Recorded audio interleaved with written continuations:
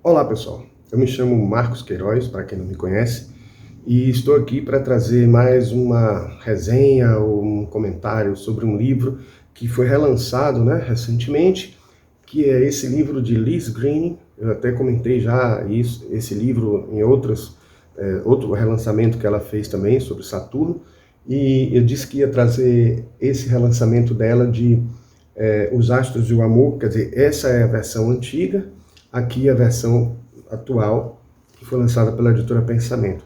Vamos fazer alguns comentários sobre esse lançamento logo depois da nossa vinheta.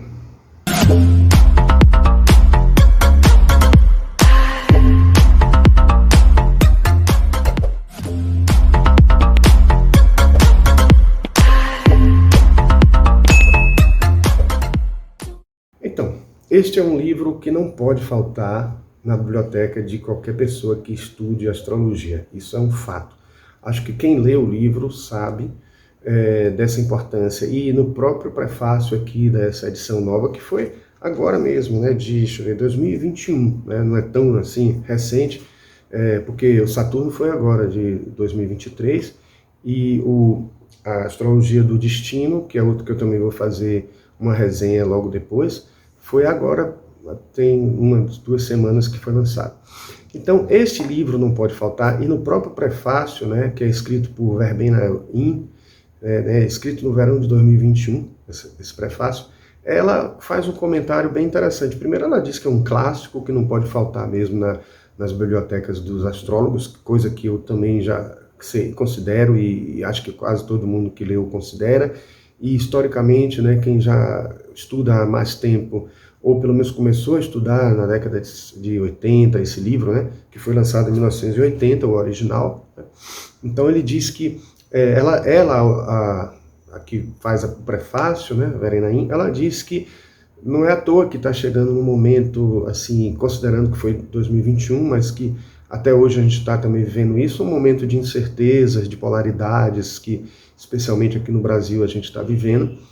E na questão dos relacionamentos, às vezes, a política tem criado problemas de pessoas serem velhos amigos, deixarem de ser por conta de polaridades. E esse livro trata muito bem dessa questão, porque é um livro que trata de relacionamentos, isso é um fato, apesar de não ser um livro só de relacionamentos. Então, ela fala justamente que o livro pode trazer um caminho para elaborar um senso de colaboração entre as pessoas, desfazendo esses laços de ódio e de, assim, guerra que existe muitas vezes por questões, nem sempre só políticas, mas também ideológicas, etc.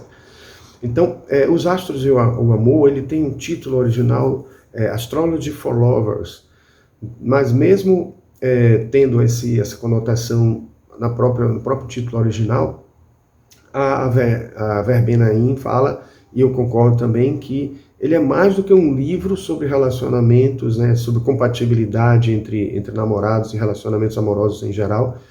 Então ela descreve literalmente o seguinte, algo que inclusive aparece aqui na contracapa, que ela diz assim, é um guia bem detalhado sobre as características particulares que compõem cada uma dos 12 signos do zodíaco, em seus aspectos conscientes e inconscientes, com exemplos práticos, em linguagem simples e direta. Então, é um livro que é adequado para quem não conhece nada de astrologia, então ele serve como um primeiro livro de astrologia, serve para a pessoa até mesmo tirar dúvidas sobre se é verdade ou não a astrologia, porque como a astrologia, muitos equivocadamente não atribuem a ela uma ciência, porque eu costumo dizer que tem 3 tipos de pessoas que se relacionam com a astrologia. Um que não acredita em nada e não tem quem convença, aquele que acredita, mas não considera a astrologia como uma ciência e aí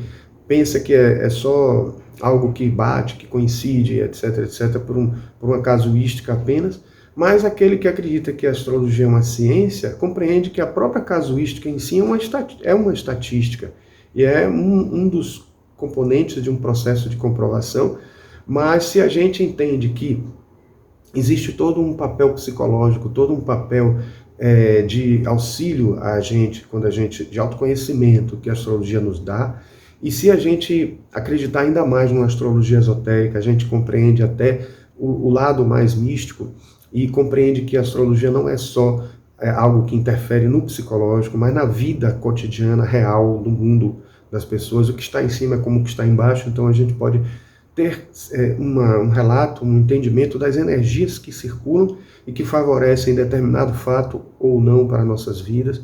Então, por isso que eu digo que a astrologia é mais abrangente até do que a psicologia, mas engloba com braços bem fortes a psicologia, abraça mesmo a psicologia, porque se a gente perceber dentro da linguagem que a própria Liz Greene traz como psicóloga junguiana, como ela faz uma estreita relação entre desses dois saberes, a gente vai perceber claramente como realmente existe um vínculo muito forte. E esse vínculo é cada vez mais forte quando a gente traz as teorias de Jung, que foram, muitas delas, acredito, até inspiradas nas mesmas origens, né? Nas mesmas origens alquímicas, nas mesmas origens cabalísticas, orientais, etc. E que podem até não ser a mesma origem do ponto de vista de troca de conhecimentos, de diretos, mas dentro de uma visão mais holística, entendendo que estes saberes estão aí e são acessíveis para todos, em todas as esferas, em todas as áreas, e Jung chamava isso de arquétipo, e a gente pode dizer que essa base dos arquétipos é fundamental para a compreensão da astrologia, e isso fica bem claro na abordagem de Liz Greene. Tanto que ela divide o livro em signos de fogo e terra e signos de ar e água. Então a gente tem que é... repare que essa divisão, essa relação fogo e terra é a relação intuição-sensação. É um dos eixos que Jung trabalha dentro das 4 funções da psicologia, né, da psique, e também o outro eixo, ar e água, corresponde ao pensamento e o sentimento, que é o outro eixo, então formando aquela cruz que ele considera como a cruz das 4 funções da psique. Então, assim, é um livro acessível para leigos, divide em 12 tipos, aí você diz assim, poxa, só existem 12 tipos de pessoas no mundo.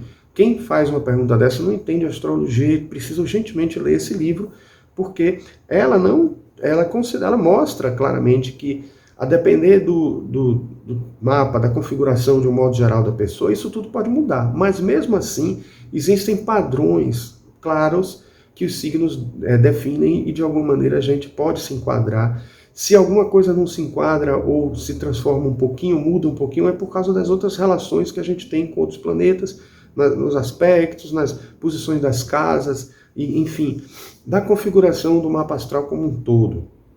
Então nós não somos só o nosso signo, mas a própria autora do prefácio diz também assim, que ela, quando leu a primeira vez, ela foi direto no signo dela. Isso é uma coisa que acontece com todo mundo, né? Quer ver o seu signo, como é que ele se comporta, o que é que o livro tem a dizer para a gente sobre o nosso signo. E as pessoas, em geral, percebem com muita clareza a semelhança do que está sendo descrito. Ela mesma disse assim, que parecia que Liz Greene conhecia ela mais do que ela mesma. E realmente a astrologia traz informações que até mesmo a gente não sabe sobre nós, porque são informações que são inconscientes, né? Então, se ela está trabalhando também o inconsciente, na astrologia, se a pessoa está trabalhando o inconsciente, a gente vai ver muito isso aí. Bom, em relação aos relacionamentos, ela diz uma coisa bem interessante, que é citando um autor que é Alain Carpentier. Ela diz assim, ninguém ama ninguém, as pessoas amam através das outras. Então veja como que assim, ela fala de um capítulo sobre os espelhos, né? Sobre o espelho do espelho, e aí você vê assim, que você às vezes pensa assim, poxa, eu sempre me relaciono com pessoas com mais ou menos o mesmo tipo, o mesmo jeito de ser, será que eu que procuro isso? Muitas vezes é um caminho de 2 vias, né? Você alimenta isso, você atrai isso, você produz um tipo de relacionamento, ou até mesmo quando você escolhe também, né? Porque muitas pessoas podem aparecer na vida de vocês e vocês, ao escolherem, tem a ver com a relação, com a energia e a relação que você quer estabelecer com essas pessoas. E os signos têm a ver com isso, né? Se alguém pergunta assim, poxa, mas como que os signos podem fazer com que as pessoas sejam iguais? Eu digo, não são, porque não existem só 12 pessoas, é isso que eu estou querendo sempre dizer a vocês, mas, por exemplo, Se alguém age de uma maneira equivocada conosco, deixa a gente irritado, a gente fica com raiva, a gente vai reagir. Existem padrões para essa reação. Não existe só uma maneira de reagir e nem existem infinitas maneiras de reagir. Essas várias maneiras de reagir, de certa maneira, são padrões, e esses padrões estão associados aos mitos. Aí você pode perguntar assim, mas como está associado misticamente aos mitos? Está, mas é muito fácil, estão, né? Mas isso não quer dizer também que seja uma coisa tão difícil de explicar, porque é magicamente ou porque é de forma mítica, porque quando uma pessoa tenta traduzir em mito alguma coisa historicamente, quando foi traduzido em mito e se tornou algo que ganhou todo um povo, né, uma cultura de um povo, esse mito está retratando algo que é comum acontecer entre as pessoas, é uma forma de agir, um modo de interagir com os outros, que é um padrão, e que, como se repete, ele está presente em um mito, está presente em contos de fadas, está presente em sonhos, e a gente pode transformar isso em arquétipo, entendendo que esses arquétipos se manifestam de maneiras diferentes, que são as chamadas imagens arquetípicas, e os signos, eles obedecem sim esse padrão arquetípico. Então são maneiras diferentes de cada um reagir, que não é 100% igual, mas faz parte de um padrão, e existem sim esses 12 padrões que as pessoas podem constatar muito bem fazendo uma análise. É difícil até, eu fico até sem entender assim, como as pessoas não acreditam, porque se as pessoas leem e pensam assim, não, isso tudo é coincidência. É muita coincidência para poder a pessoa aceitar como verdade, entendendo assim que existem 12 padrões, e aí você vai olhar o seu, e o seu confere e tal. Aí você vai dizer assim, não, eu vou olhar outros. Aí você olha os outros e não conferem. Uma coisa ou outra pode conferir, porque a gente não tem só um signo, na verdade a gente tem o signo solar, que é o mais predominante, mas tem o signo onde está o nosso Mercúrio, onde está o nosso Lua, onde está onde está o nosso Marte, o nosso Vênus, e esses planetas, eles também conferem algumas características desses signos na nossa personalidade. Então, aí muita gente vai até dizer assim, poxa, então nesse caso não dá nem para poder considerar que a pessoa tem um signo só, ou nem dá para poder contestar, porque sempre vai ter uma argumentação. Só não dá para contestar e só vai ser algo difícil de acreditar se uma pessoa não estudar a fundo e não perceber como a interação dos planetas com os signos, dos planetas com as casas, né, as interceptações dos signos das casas com os signos, etc. E tudo isso, todas as análises que se faz no mapa, elas vão apontando para um caminho que a gente, quando estuda mesmo a fundo o seu próprio mapa, vai ver que realmente tem todo um sentido, faz todo um sentido. Eu mesmo fiz isso com o meu mapa e só passei a acreditar na astrologia depois que eu fiz essa análise, que eu fiz um estudo mais aprofundado. Então, Liz Green, no livro dela, primeiro ela descreve os signos todos, e quando ela descreve os signos é interessante porque ela divide, como eu já disse, né, em elementos, os signos primeiro do elemento fogo e terra, depois o elemento ar e água, e depois de falar genericamente do fogo, genericamente da terra, né, quando vai tratar da terra e do fogo, no final ela também faz algumas considerações, palavrinhas sobre esses dois elementos, né? Fogo, terra e água.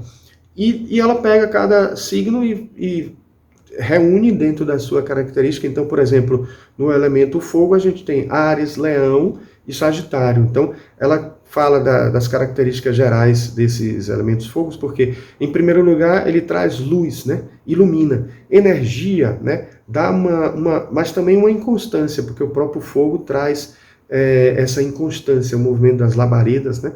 Então, nos relacionamentos isso acontece também. Mas existe uma intensidade muito forte. Ela até faz alusão ao mito de Prometeus, que roubou dos deuses, né, a chama, o fogo, para poder dar aos homens. Então, o elemento fogo está associado a essas questões todas que eu já disse a vocês, né? A energia, a intuição, a iniciativa. Então, são pessoas que tomam iniciativa nas relações, não só relações afetivas, mas relações de amigo também, né, e tal. Bom, quando ela fala do elemento terra, inclui os signos de touro, virgem e capricórnio, né? E aí nesse caso ela diz que é um relacionamento mais real, é um relacionamento mais sólido, um relacionamento mais constante, mais seguro, né? E está associado à função sensação. Então o elemento terra tem essa configuração e a função sensação está diretamente relacionada a esse entendimento. Então ela já faz as alusões primeiro, o elemento terra nos relacionamentos e nos signos, e depois ela pega cada signo e faz a sua abordagem, né? Depois vem o elemento ar, que inclui Gêmeos, Libra e Aquário, que é um relacionamento mais racional, mais com lógica, mais buscando a verdade, né? Então são relacionamentos que geralmente têm mais DRs, né? E envolve pensamento, as pessoas que pensam muito no relacionamento, o que é que está dando certo, o que é que não está dando certo. Então, tanto o relacionamento afetivo como o relacionamento de amizade e outros mais, né? O elemento água, que envolve Câncer, Escorpião e Peixes, tem motivações pelos sentimentos, né? São flexíveis, mas se magoam com muita mais constância nos casos, né, de relacionamentos. Então está associada à função sentimento. De cada signo, ela dá uma descrição geral, ela fala do mito em si daquele signo, né, mais vinculado àquele signo. Muitas vezes tem mais de um, mas ela pega talvez o mais importante. Ela fala da sombra, que são as questões que precisam ser trabalhadas, inconscientes ou não. Depois tem o signo, aquele signo no amor, como é que aquele signo se comporta no amor. Aí, por exemplo, Áries, Touro, Gêmeos, no amor, como é que se comporta. Aí depois tem o homem daquele signo, o homem de Áries, a mulher de Áries, né? O homem de Touro, a mulher de Touro. E, como eu falei, depois tem algumas palavrinhas, né, ao concluir cada dúade de elementos, e no final ela tem uma conclusão que explica melhor essa interação toda, todas essas informações que ela traz no seu livro, tá? Então, gente, era isso que eu queria falar sobre esse livro, que é fundamental. Não deixem de adquirir esse livro. Esse livro, eu até já tive uma versão desse aqui, que ele acabou ficando amarelo na lateral, porque recebeu muito sol. Eu doei para uma pessoa, porque eu estou cheio de... né, eu não sou de Virgem, mas tenho Mercúrio em Virgem, eu sempre digo isso. Então, aí vocês veem que até Mercúrio estando em Virgem, as análises, as observações das coisas vão ser sempre virginianas, né? Então ele está na sua moradia, né? Porque aí nesse caso Mercúrio está na casa, né? Que ele rege mesmo, então acaba sendo uma influência muito forte também do signo de Virgem. Então é interessante que vocês tenham esse livro para vocês tomarem conhecimento do que Liz Green tem para dizer sobre cada signo. Então é uma autora clássica que poderia estar perdida, né, por conta de livros não estarem mais sendo vendidos nas estantes, e também por conta de até nos sebos mesmo está difícil, porque as pessoas procuravam muito, acabava ficando raro e até caro o livro, tá certo? Então, gente, era isso que tínhamos a dizer hoje. Espero que vocês deem um like aí se gostaram desse vídeo, e também se inscrevam no canal e apertem o sininho para poder receber notificações sobre novos vídeos que a gente colocar no canal, tá certo? Já estão aparecendo alguns aí também, outros ligados a esse tema, astrologia, e outros temas também que a gente tem abordado no nosso canal, tá certo? Chamem pessoas, convidem pessoas também que vocês acham que se interessam por esses assuntos, e divulguem esse nosso canal, porque ele precisa crescer. Já estamos perto de completar 1.000 inscritos, e eu conto com vocês para essa ajuda aí também, tá certo? Um grande abraço e até o próximo vídeo.